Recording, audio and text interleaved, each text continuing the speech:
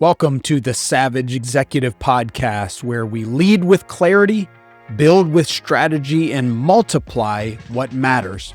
I'm your host, Steve Smith, and today we're leaning into a topic that every leader, no matter your context, must confront: how to lead strong without burning out.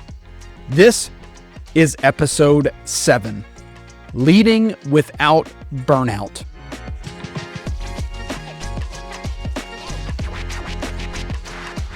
Now, after the last episode, we discussed crisis.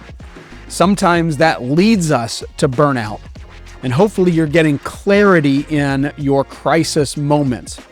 But today we want to talk about how to lead overall without burnout. But let's begin with today's savage moment. Burnout isn't a badge of honor. It's a warning light.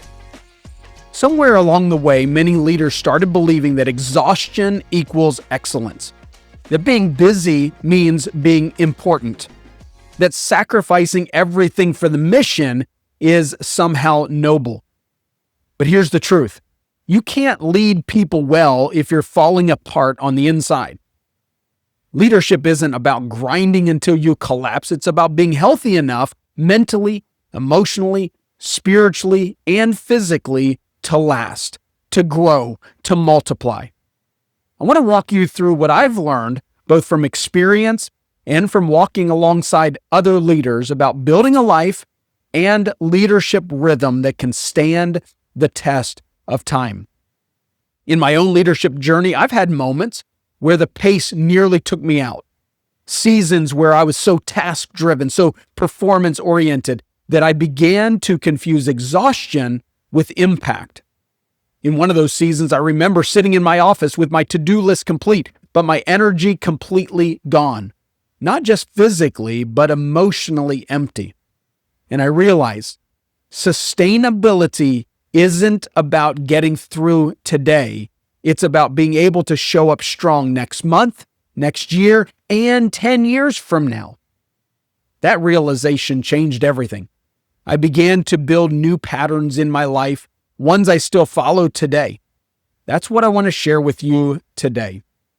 Let's walk through 3 sustainable leadership practices you can put in place right now to lead without burnout. Number 1, build rhythms, not just routines. Routines are good, but rhythms are life-giving. A routine is what you do. A rhythm is how and when you do it in a way that restores you. Leaders often build morning routines, weekly meetings, planning blocks, but if you're not syncing those routines into a rhythm of rest, recovery, and recalibration, burnout will sneak up on you. Here's a question I started asking. What are the energy-giving parts of my week, and where do they fall? If everything is draining, something is broken. In my context, we began blocking off creative space, not for meetings, not for checklists, but just space to think, pray, dream, and breathe. That rhythm didn't slow me down. It made me more strategic. Maybe you can see yourself in some of what I am describing. Can I encourage you to ask yourself, what are your peak energy windows and how are you using them? Where are you creating space to refuel, not just react? Do your routines serve you, or are they slowly draining you? One habit that I've started to add into my week, not every day, but several days a week, is a 15-minute power nap. Now, maybe I shouldn't be sharing that with you because some of my team is probably listening in, and they are going to be now interrupting my 15-minute power nap. But I learned from Michael Hyatt years ago, the best way to take a power nap is to drink a little bit of coffee or some caffeine right before you take that power nap, because you wake up more refreshed and more alive and alert and ready to take on the challenges of the day as you wake up from that nap. Build rhythms, not just routines. Number 2, protect your non-negotiables. You don't drift into health, you decide into it. There are certain things that must be protected if you're going to lead long term. Your sleep, your boundaries, your relationships, your time with God or personal spiritual centering, physical health. The danger is that in leadership, everything feels urgent, but the most important things are rarely the loudest. In business or ministry, you'll always find a fire to fight, but if you're constantly sacrificing your personal core to put out professional fires, you're headed for collapse. Here's something I often remind leaders. If your calendar doesn't reflect your values, your burnout is self-inflicted. Protecting your non-negotiables means learning to say no, even to good things, so you can keep showing up for the best things. What are the 3 things that you need to protect in your week to stay healthy? What gets squeezed out when you're under pressure? Where are you modeling boundaries for your team or failing to? We need to protect our non-negotiables. And lastly, delegate to breathe, not just to scale. A lot of times here on Savage Executive, we talk about delegation.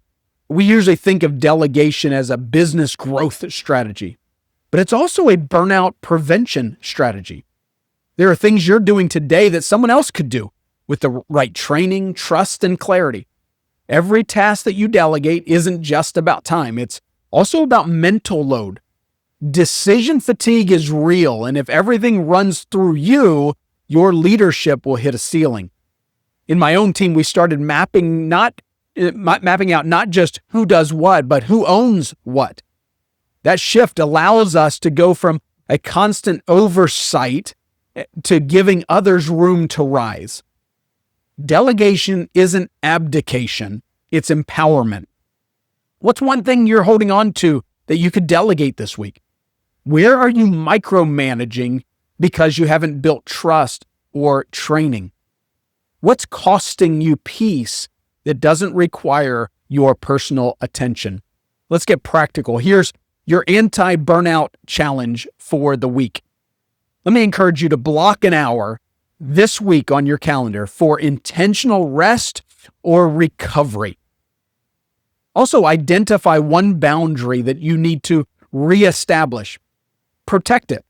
Maybe it's specific creative time that you're in your office and you've allowed it to be bombarded by the urgent, somebody knocking on the door, somebody interrupting that time.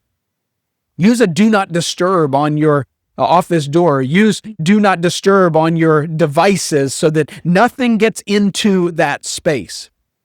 Also, delegate one item from your to-do list to a trusted team member. Look it over right now and find one thing on your to-do list that you can go ahead and send an email, a Slack message to delegate that one item. Then reflect on this question. If I keep leading like I am now, where will I be a year from today? Here's your Savage takeaway. Burnout isn't proof that you care. Leading sustainably is. You don't have to crash to prove your commitment. You don't have to grind to the edge to be effective. Great leaders pace themselves for longevity because impact isn't measured by how fast you burn, but by how far you can lead. If this episode helped you rethink your own rhythms, send it to a leader who's feeling stretched. Let them know they're not weak for needing rest. They're wise for building it in. Thank you for being a part of the Savage Executive Podcast. Hey, look me up on social media. I would love to continue the conversation about leadership and so many different aspects of the way that we lead. And as always, stay sharp, lead boldly, and keep building what matters. And we'll see you on the next one. Have a great day.